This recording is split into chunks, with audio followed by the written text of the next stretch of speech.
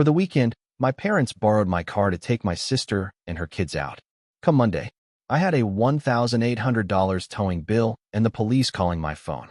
When I confronted them, you know that feeling when your entire world gets ripped apart, not by some random tragedy, but by the very people who are supposed to love and support you? That's exactly what happened to me when my parents, the people who raised me, used my pride and joy, my brand new dream car, for a secret, drunken night out, then left me to pick up the pieces. It was a betrayal so deep, it shattered everything I thought I knew about my family. Let me take you back a little. I'm Maxwell, 30 years old, and finally living a life I built for myself. I'd just landed a fantastic software engineering job, and with the first chunk of serious money I ever made, I bought my dream car, a gleaming 2022 Audi S5. This wasn't just a car, it was a symbol, proof of every late night, every internship, every dollar I'd earned, completely on my own. See, my entire life felt like it was lived in the shadow of my older sister, Kimberly. She was 3 years older, and from the day I was born, the comparison game was on. Kimberly was the academic superstar, the valedictorian, the scholarship winner, the homecoming queen. She was the perfect daughter who could do no wrong in my parents' eyes. And then there was me. I was a good kid, got solid B's, played baseball, had friends. Just normal. But normal wasn't good enough for Harold and Diana Jenkins when they had tasted exceptional with Kimberly. Why can't you apply yourself like your sister? Became the constant soundtrack of my teenage years. My relationship with Kimberly was complicated. I loved her, she was my sister, but I resented the pedestal our parents placed her on. To her credit, she wasn't openly arrogant, but she never defended me either. She just accepted the preferential treatment as her birthright. Unlike Kimberly, whose education was fully funded by our parents, I worked 2 jobs through college and took every tech internship I could get. It wasn't easy, but it taught me self-reliance in a way she never had to learn. Kimberly's life was the picture-perfect narrative my parents always wanted. Married Travis, 3 beautiful kids, Emma, Jacob, and Lily. But that narrative started to crack last year when Travis lost his job. Suddenly, their solid financial ground crumbled, and they had to move in with my parents. 8 months later, they were still there. Meanwhile, I was quietly building my empire, brick by brick. 2 years ago, I landed that senior engineering position. I lived modestly, saved aggressively for the one thing I'd wanted since I was 16, that Audi. 4 months ago, I finally drove it off the lot. The feeling was indescribable, not just owning something beautiful and powerful, but knowing I had earned every single inch of it. My parents' reaction? A dismissive, seems awfully impractical. Couldn't you have chosen something less flashy? Your sister is making do with a 7-year-old minivan. Even in my moment of pure, unadulterated triumph, the comparisons wouldn't stop. Despite all this, I still showed up. Sunday dinners, thoughtful birthday gifts. Because that's what family does, right? You show up, even when you feel like an outsider. Little did I know, that sense of obligation was about to be tested in the most brutal way. It was a Friday evening. I was unwinding, dreaming of a Sunday drive along Lake Michigan in my Audi, when my phone rang. My mother. Her voice had that syrupy sweetness that immediately screamed, "This isn't a social call." After some small talk about my job, the one I'd had for 2 years, she finally dropped the bomb. "Maxwell, your father and I promised Kimberly we'd take the kids to Six Flags this weekend, but the minivan broke down. We were wondering if we could possibly borrow your car." My stomach dropped. My pristine brand new Audi? The car I babied more than some people baby their actual children? The car I didn't even eat in for fear of crumbs? "Mom, I don't know," I started, but she cut me off, her voice laced with that familiar guilt-tripped tone. "Your sister has been through so much. They need this, Maxwell. Especially Emma. She's been having such a hard time." I closed my eyes, the familiar weight of family expectations pressing down on me. I suggested they rent a car, offering to help with the cost, but "everything's booked solid," was the immediate reply. Then came the kicker. "The kids will be heartbroken, Maxwell. Absolutely heartbroken. Is that what you want?" That was it. The emotional manipulation I should have been immune to by now, but never was. I remembered a Christmas 3 years ago when I dared to make other plans. The cold shoulder, the passive-aggressive comments, the family Cold War. Was my car worth another year of that? "Fine," I sighed. "You can borrow it." Her voice brightened immediately. "Oh, Maxwell, you're a lifesaver. But there are rules," I quickly added. "No smoking, no eating. And Dad needs to be careful. It's not like his old Buick." Of course, she dismissed. "We'll treat it like glass." My father got on the phone, a casual "thanks, son," before cutting me off mid-sentence when I tried to explain the handling. "We know how to drive, son. We taught you, remember?" The condescension was thick. Later that evening, as I pulled into their driveway, a twinge of regret already forming, my nieces and nephew burst out, running towards my car with wide-eyed wonder. "Is this really yours?" Emma asked, her hand hovering, not quite touching the paint, a restraint I appreciated. Kimberly thanked me, a faint trace of entitlement in her voice. My father, of course, inspected it critically, scoffing at the bells and whistles. I tried to explain the features, but he waved me off, taking the keys. "It's a car, Maxwell. I've been driving for 50 years without an owner's manual." As I stood in the driveway, waiting for my Uber, I watched them drive away. My beautiful Audi, disappearing down the street, carrying my family with it. The Uber ride home was silent, my mind racing with every terrible scenario.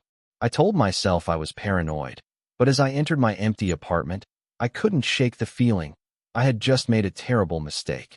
The weekend crawled by. I tried to distract myself, but every thought circled back to my car. Was my father driving carefully? Were the kids keeping snacks away from the leather seats? Had they used premium gas? I resisted texting, not wanting to be that guy. Sunday evening came and went without a word. Monday morning, still nothing. By noon, after unanswered calls and texts to everyone, a knot of dread tightened in my stomach. Then my phone chimed. A banking notification. Not my usual coffee charge. Instead, transaction, $1,800, city towing and recovery. My blood ran cold. Towing? My car had been towed. How? Why was my card charged? With shaking hands, I dialed the company. Audi S5, Quantum Gray, towed from the Dugout Bar parking lot on Saturday night. Parked illegally. Owner didn't claim it until this morning. The Dugout Bar? That was in Evanston, 30 miles from Six Flags. There must be some mistake, I stammered. My car was supposed to be at Six Flags. Look, sir, the gruff voice said. Harold Jenkins claimed it this morning using your credit card information. Said he had permission. My father used my credit card without permission to retrieve my car from a bar? My head was spinning. Before I could process it, my phone rang again. Unknown number. Mr. Jenkins, this is Officer Ryan Phillips from the Evanston Police Department. I'm calling regarding your 2022 Audi S5. My heart sank further. What about my car, sir? Your vehicle was involved in an incident Saturday night in the parking lot of the Dugout Bar. Security camera footage shows it striking another vehicle before leaving the scene. A hit and run. A hit and run. My car. I wasn't driving, I blurted. My parents borrowed my car for the weekend. Yes, we're aware. The footage clearly shows an older gentleman, matching the description of Harold Jenkins, your father, entering the vehicle in an impaired state. Impaired. Drunk. My father, drunk, hit another car with my Audi and fled the scene. My car was involved in a crime. He had permission to take my family to Six Flags, I said, my voice hardening.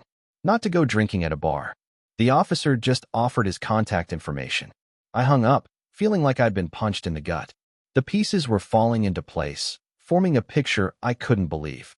My parents lied about Six Flags. My father took my car to a bar, got drunk, crashed it, and ran. Then they used my credit card to pay the towing fee. And through it all, they ignored my calls. The betrayal was overwhelming. Not just the misuse of my car, but the elaborate lie. Where were Kimberly and the kids? Were they in on it? I grabbed my keys, not my car keys, and headed for the door. I needed answers. And I wasn't getting them over the phone. The Uber ride felt both too long and too short. As we pulled up to my parents' house, I saw my Audi, parked as casually as if nothing had happened. No attempt to contact me. No acknowledgement of the chaos they'd caused. The sheer audacity. I rang the doorbell, my pulse pounding. Inside, I heard the kids playing, Emma's distinct laugh, Jacob's animated voice. The normality of it all made my blood boil. How could their world be so ordinary when mine had just been turned upside down? My mother opened the door. Her welcoming smile instantly froze when she saw my face. Maxwell, we were going to call you tonight about the car. Come in, come in. Her voice was artificially bright. I stepped into the living room. My father was reading a newspaper, Kimberly folding laundry, the kids playing with Legos. No one even looked up. "You were going to call me tonight?" I said, not bothering to hide the icy edge in my voice. After ignoring my texts and calls since yesterday? That got their attention. My father lowered his newspaper. Kimberly's hands stilled. "We've been busy," my mother said vaguely. "Sunday was exhausting after the park. And then this morning, we had to deal with errands." "Errands," I repeated flatly. "Like picking up my car from a towing company after it was involved in a hit and run." The room went silent. My father cleared his throat. "Now, Maxwell, it wasn't that serious. Just a little fender bender in a parking lot. These things happen." I stared at him, incredulous. "A fender bender you left the scene of while driving under the influence." "In my car."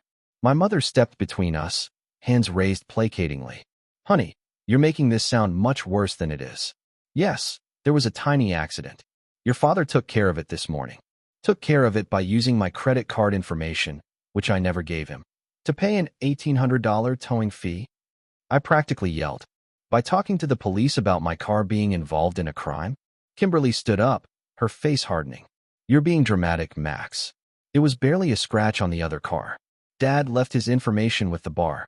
He just didn't wait around because it was late." "And why was he at a bar at all?" I demanded, looking from face to face. "You were supposed to be at Six Flags with the kids. That was the whole reason you borrowed my car." A tense silence fell. The children, sensing the shift, quieted their play. My father sighed. "We were going to tell you, but we knew you'd overreact, just like you're doing now." Overreact. I felt years of pent-up feelings threatening to explode.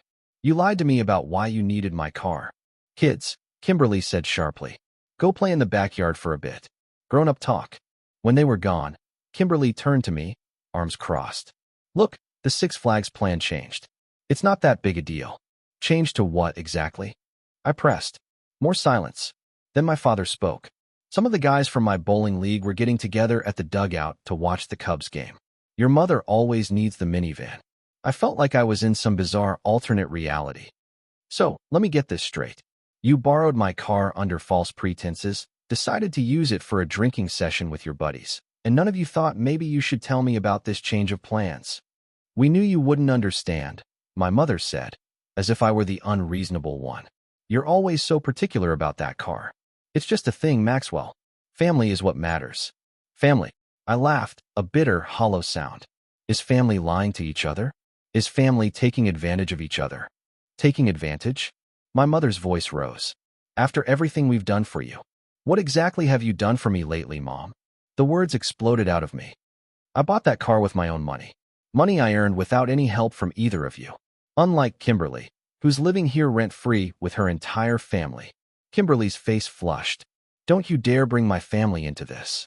Not everyone has the luxury of only caring about themselves and their precious possessions. I'm caring about myself because no one in this family ever has. Years of being overlooked, of being compared, of feeling like a perpetual second best, all came pouring out." "And would you have said yes if Dad told you he wanted to go to a sports bar?" my mother challenged. "Probably not." I shot back. "And that would have been my right. It's my car." "You've always been selfish with your things," my mother said, her voice heavy with disappointment. "Even as a child, you never wanted to share your toys with your sister." I couldn't believe what I was hearing. Selfish for not wanting my car used for a drunken night out that ended in a hit and run? My father stood up, his expression dark. "That's enough, Maxwell. I've apologized for the accident. It happened. It's done. I'm taking care of it. You need to let this go before you say something you'll regret." "I'm not the one who should be worried about regrets." I fired back. "You lied to my face, took my car to a bar, damaged it, fled the scene of an accident, and then used my credit card without permission. In what world am I the one in the wrong here?"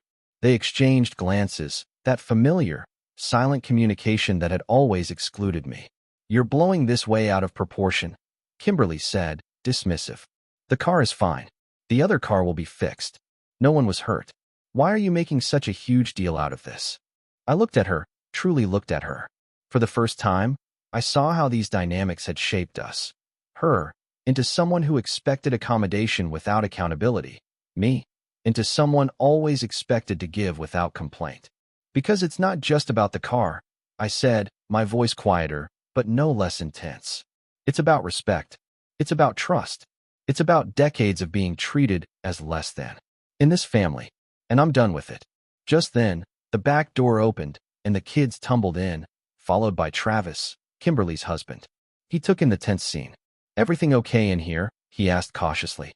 "No," I said before anyone else could answer. "Nothing's okay. Your in-laws borrowed my car under false pretenses, used it for a bar crawl, got in an accident, fled the scene, and stuck me with a massive towing bill." Travis's eyebrows shot up. He looked at Kimberly. "Is that true?"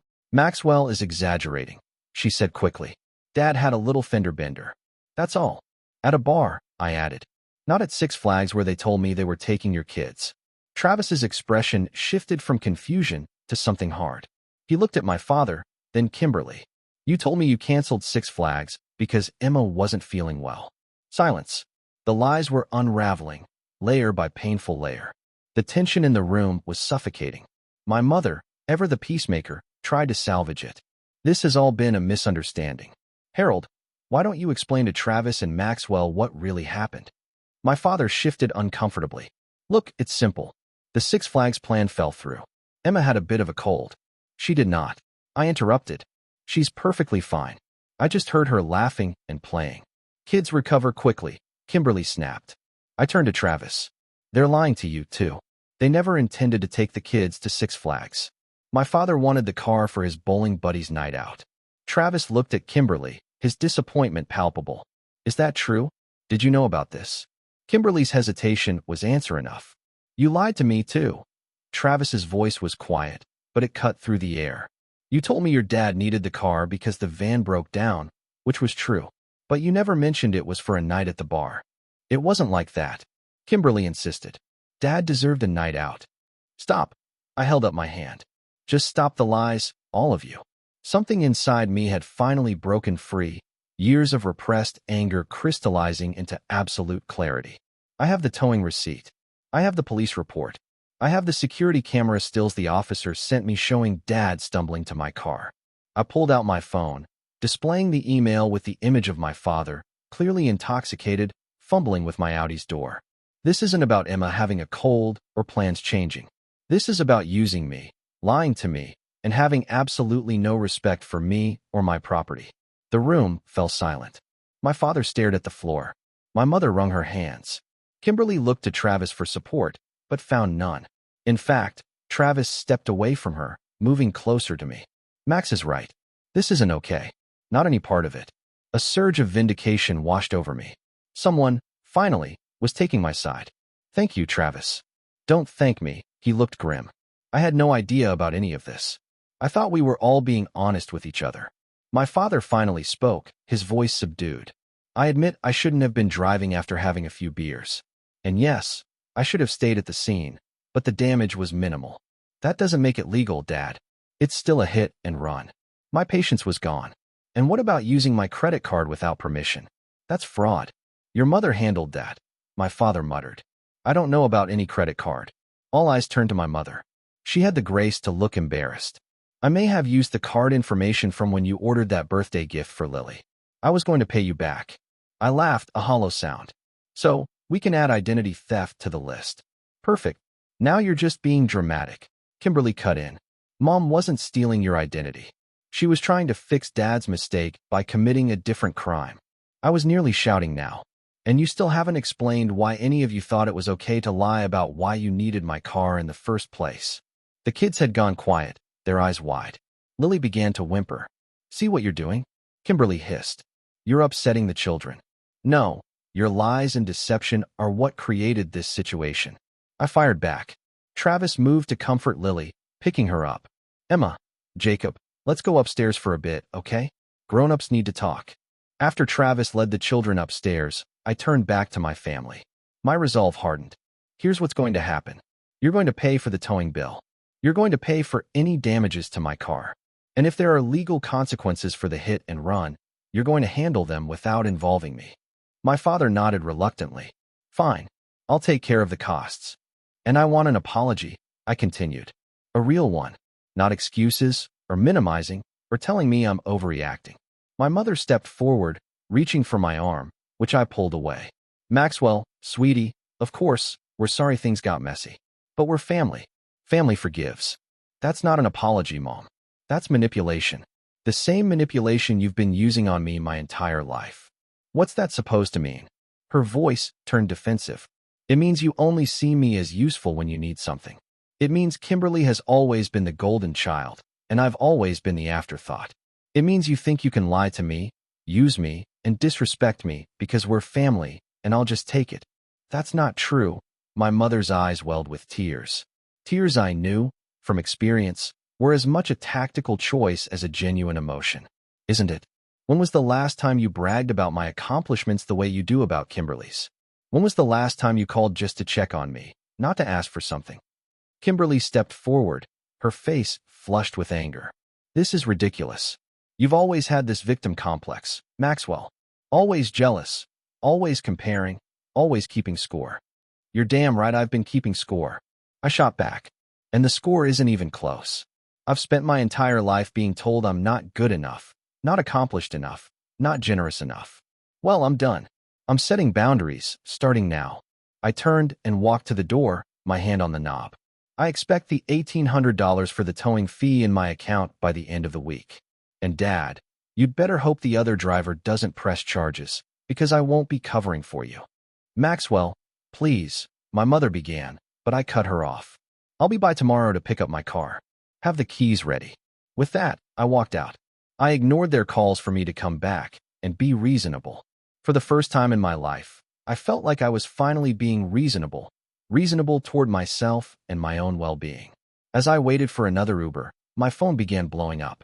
Texts and calls from my mother, my father, Kimberly. I silenced it, not ready for another round of excuses and guilt trips.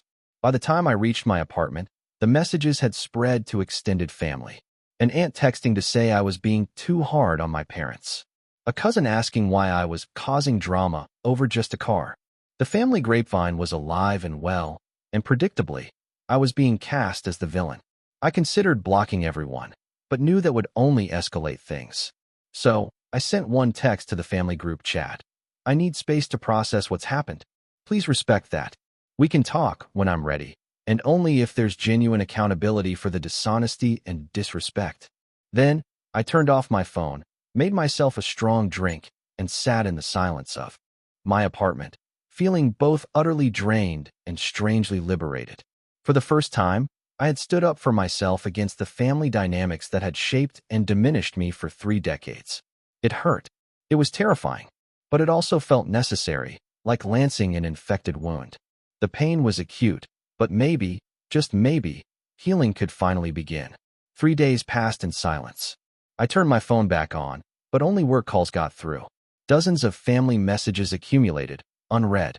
On the 3rd evening, my doorbell rang. I expected my parents, armed with fresh guilt trips. Instead, through the peephole, I saw Travis. "Travis, what are you doing here?" I asked, genuinely surprised, opening the door. He stood awkwardly. "Can I come in for a minute? Just to talk." I hesitated, then stepped aside. Travis had never been to my apartment before, and honestly, despite 9 years of marriage to my sister, we'd never had a real conversation. He looked tired. I offered him a beer, and we settled into my living room. "First," he said, after a long sip, "I want you to know I came on my own. Kimberly doesn't know. Neither do your parents. This was unexpected. Okay, look, I need to tell you something about your dad. This wasn't the first time." My blood ran cold again. The first time what? The first time he's driven drunk. The first time he's gotten into an accident. The first time your mother has covered for him. Travis's expression was grim. "It's been happening for years." I felt like I'd been punched in the gut. "What are you talking about?" He sighed. "Your dad has a drinking problem, Maxwell. Has for a long time. Usually, he's careful. Drinks at home, your mom drives.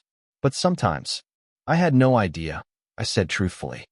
"They've gotten good at hiding it," Travis explained. "Your mom is the master enabler.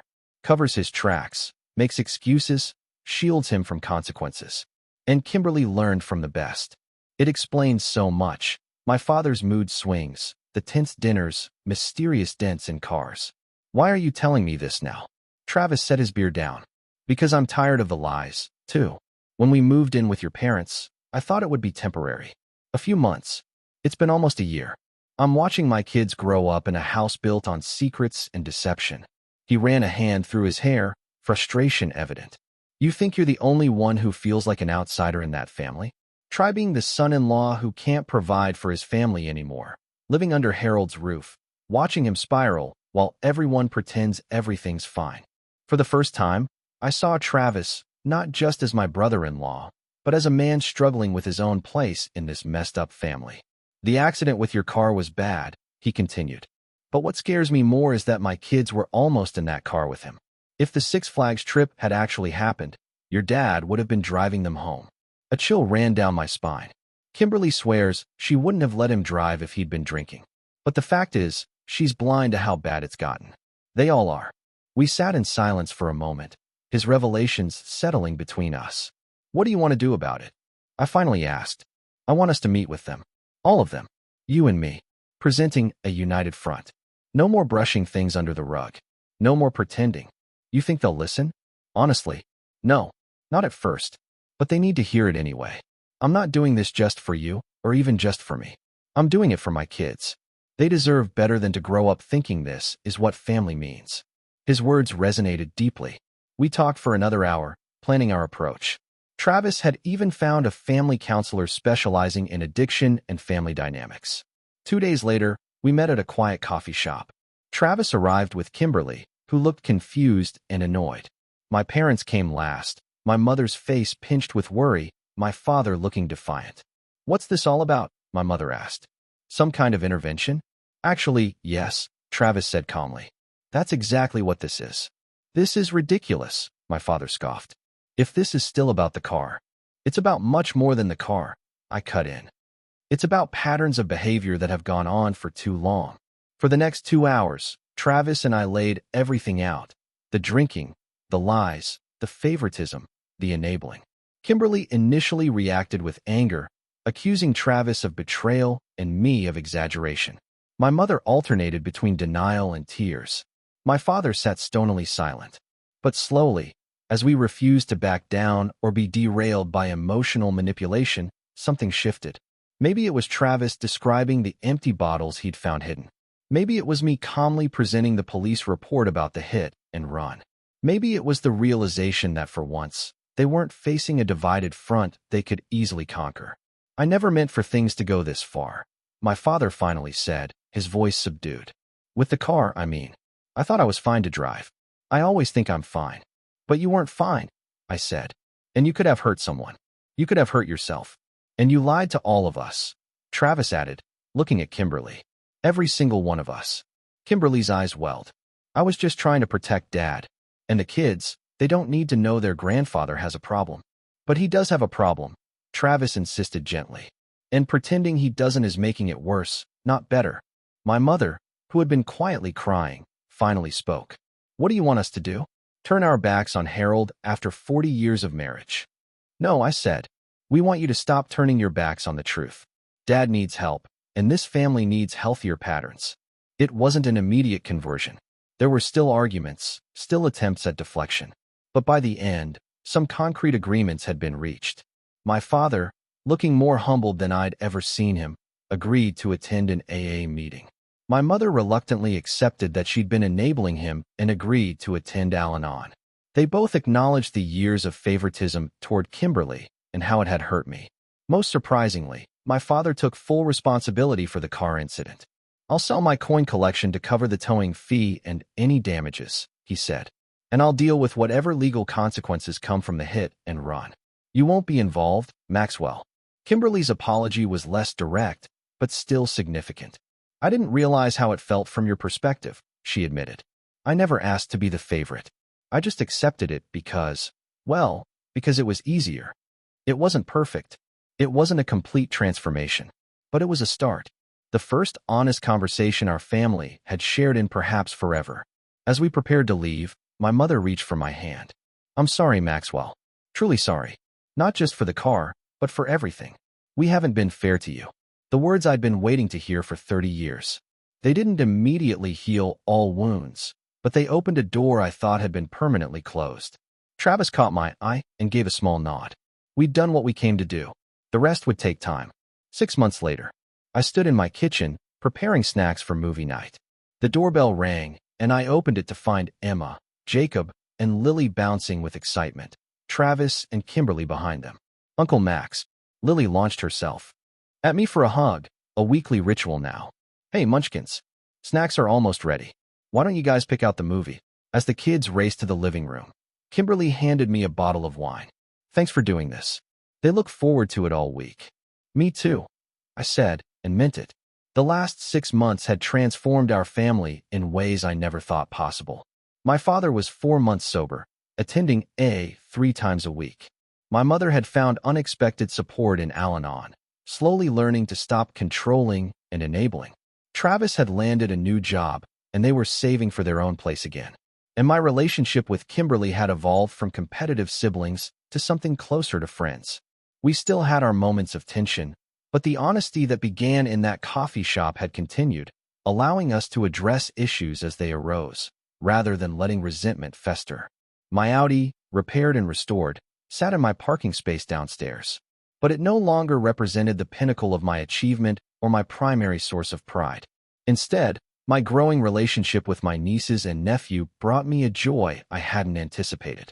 Being the uncle I wanted to be, reliable, fun, supportive, had become more important than any material possession. Weekly family dinners were now held at rotating locations.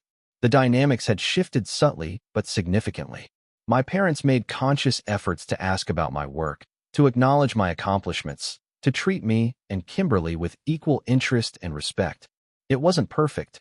My father had one relapse 3 months in, a humbling reminder that recovery isn't linear.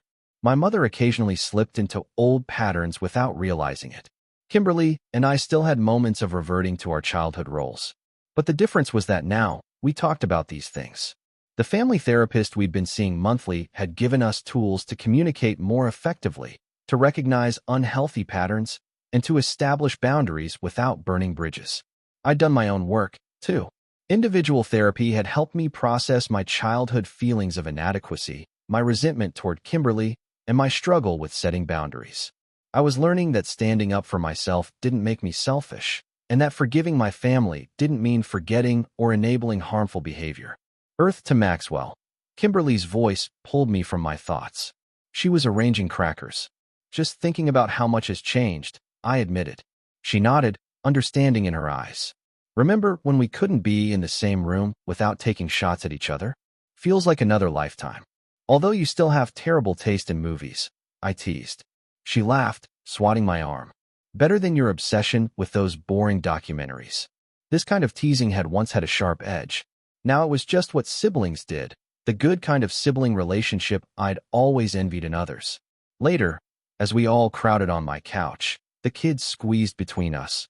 I felt a contentment I hadn't known was possible with my family. The journey from that explosive confrontation 6 months ago to this peaceful evening hadn't been easy. There had been setbacks, difficult conversations, moments when old wounds reopened. But we persisted, committed to creating something healthier than what we'd known before. My parents were finding their way forward. My father taking responsibility for his actions, perhaps for the first time in his life. My mother learning that protecting people from consequences wasn't the same as loving them. The car incident, what we now referred to as the wake-up call, had been a painful but necessary catalyst. Sometimes it takes a crisis to break through years of dysfunction, to make the invisible visible, to force change when comfortable patterns seem immovable. I'd learned that forgiveness isn't a single act, but a process. That setting boundaries isn't selfish, but necessary. That family can hurt you deeply, but also heal alongside you if they're willing to face hard truths. Most importantly, I'd learned that my worth wasn't determined by comparison to anyone else. Not to Kimberly, not to colleagues, not to friends. My journey was my own, with its unique challenges and victories. As the movie ended, and the kids debated a second one, I caught Travis's eye across the room. He gave me a small nod, a silent acknowledgement of how far we'd all come. We were the unlikely allies who had triggered this family revolution.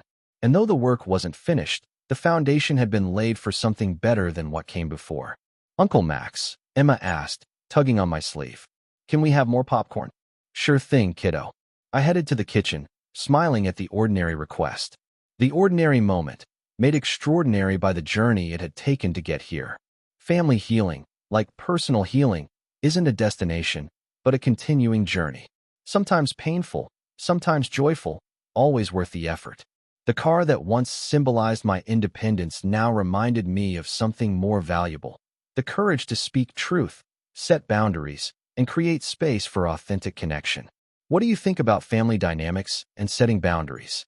Have you ever had to confront loved ones about difficult truths? Drop your thoughts in the comments below. If this story resonated with you, please like and subscribe for more real-life experiences, and share with someone who might need to hear that standing up for yourself doesn't mean giving up on family. It might just be the thing that saves it. Thank you for listening. And remember, healing is possible, even from the deepest wounds.